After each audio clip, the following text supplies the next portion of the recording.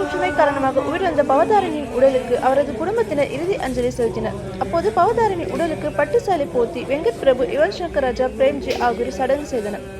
இதை அடுத்து பவதாரணியின் குரலில் வெளிவந்த மயில் போல பொண்ணு ஒன்று பாடலை அவரது குடும்பத்தினர் இணைந்து பாடி புகழஞ்சலி செலுத்தியது அனைவரையும் சோகத்தில் ஆழ்த்தியது.